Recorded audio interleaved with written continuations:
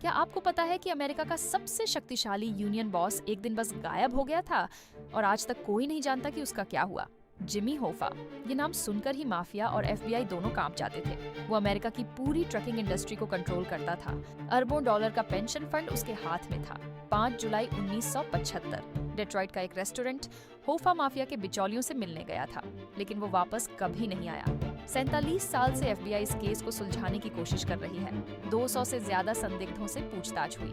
New Jersey के कचरे के ढेर से लेकर कंक्रीट की नींव तक हर जगह खुदाई हुई। आज भी एफबीआई एजेंट्स हर हफ्ते नई टिप्स फॉलो करते हैं। डीएनए टेस्टिंग से नए सुराग मिलते रहते हैं। यह आदमी माफिया वार में दशकों तक जिंदा रहा, लेकिन दिन दहाड़े बस गायब हो गया।